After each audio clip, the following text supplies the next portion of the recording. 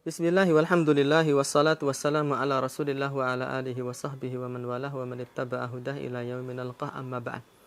Kaum muslimin yang senantiasa dirahmati oleh Allah Subhanahu wa taala, pada kesempatan kali ini kami akan berusaha mereview atau menyampaikan beberapa peralatan yang selayaknya kita gunakan dan kita melengkapi diri dengannya pada saat proses penyembelihan hewan kurban, terutama di masa-masa pandemi.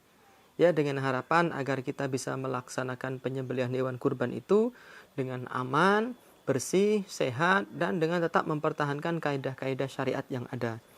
Di antara hal yang selanjutnya kita perlu persiapkan adalah hand sanitizer.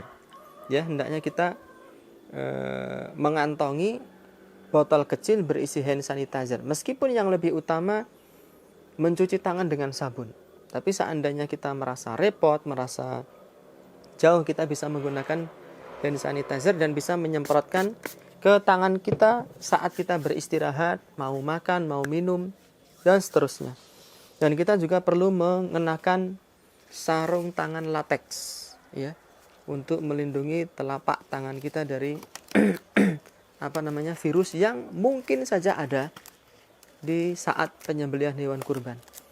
Dan sebelum memutuskan untuk membeli sarung tangan ini, kita harus memastikan ukuran dari sarung tangan tersebut. Jangan sampai kita salah membeli ukuran, karena ada seorang teman dia membeli sarung tangan yang tidak cocok dengan ukuran telapak tangannya.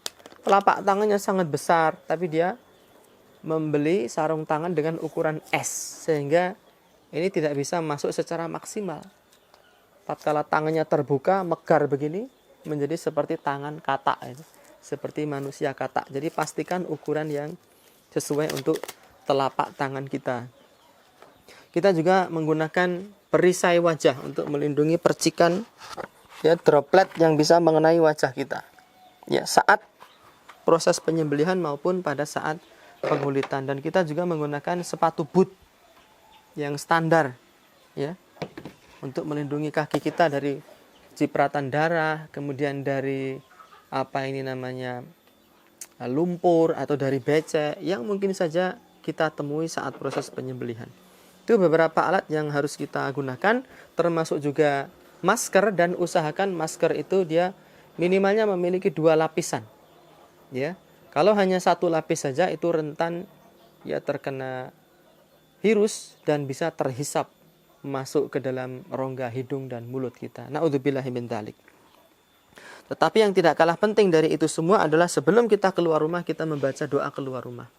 Bismillahi tawakkaltu 'alallahi la haula wala quwwata illa billah. Dan lebih bagus lagi kita membaca zikir pagi dan petang sebelum kita keluar melaksanakan proses penyembelihan hewan kurban di masa-masa pandemi. Adapun tentang alat-alat penyembelihan, kita bisa menggunakan golok dengan panjang sekitar 30 atau 33. Ya, ini fungsinya untuk menyembelih sapi dengan ukuran besar. Ya, sapi dengan ukuran yang besar. Dan di samping golok yang besar ini, kita juga membawa golok cadangan dengan ukuran lebih kecil. Kenapa demikian? Karena seringkali, terutama ketika sapi yang harus kita sembelih itu jumlahnya banyak, ya mungkin karena faktor lelah atau terlalu semangat, ya kita menggorok leher hewan kurban terlalu kuat, sehingga permukaan dari bilah golok kita itu menggesek tulang dan itu melemahkan performa dari golok yang kita gunakan. Maka kita perlu membawa golok cadangan dengan ukuran yang lebih kecil sehingga tidak membuat kita repot. Selanjutnya kita juga membawa sapu. Ini adalah ikat pinggang biasa yang multifungsi, ya, kita bisa beli dimanapun toko berada. Kemudian ada skabard atau sarangka untuk pisau-pisau yang akan kita gunakan. Dan kebetulan pada saat ini kita hanya membawa 2 jenis pisau. Yang pertama adalah pisau boning. Tetapi karena bentuknya melengkung seperti ini, dia lebih fleksibel, ya. Bisa digunakan untuk skinning, untuk menguliti sapi, dan bisa digunakan sebagai pisau boning untuk memisahkan daging dengan tulang. Ya, untuk memotong kaki-kaki sapi dan memisahkan kepala sapi, dia lebih fleksibel karena lebih bisa mencari sela-sela tulang sehingga memudahkan kita untuk memotong kepala sapi setelah dilakukan proses penyembelihan.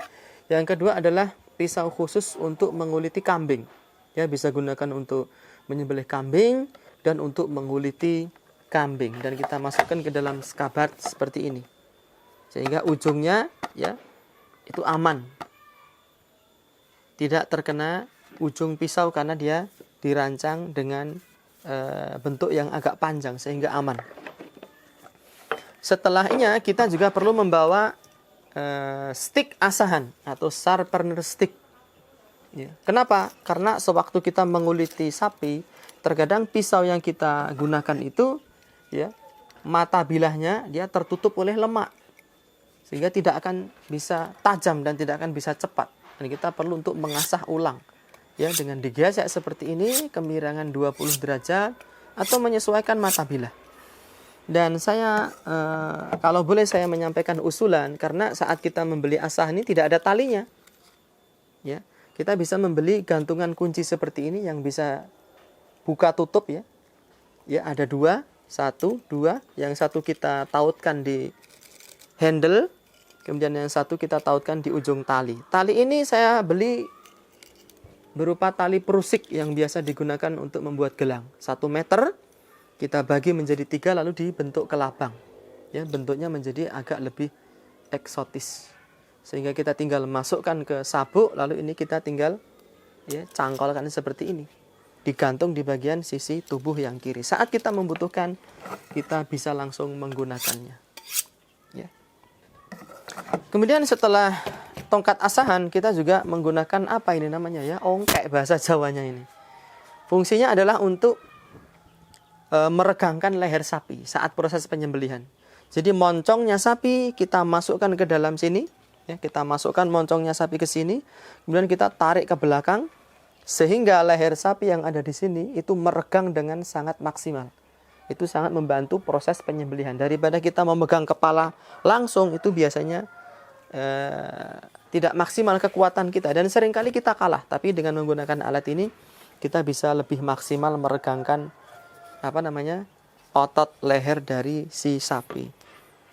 Yang terakhir adalah alat yang digunakan untuk saat proses pengulitan hewan kurban, yaitu sapi kita rebahkan di tengah-tengah, ya kaki-kaki sapi semua menghadap ke atas, sehingga badan sapi tidak perlu dipegangi oleh orang, karena sudah disangga oleh siku ini. Ini ukuran panjangnya 1 meter ya, kemudian lebarnya ini kira-kira 10 cm, ada sepasang. Kita taruh di sebelah kanan, kita taruh di sebelah kiri, lalu sapi direbahkan di tengah sehingga dia bisa menghadap ke atas dengan telentang dan kita bisa menguliti dengan tanpa bantuan orang lain.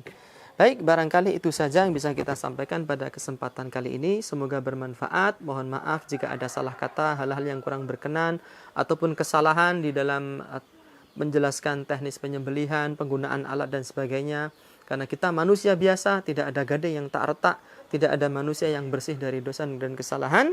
Wallahu ta'ala alam bissawab.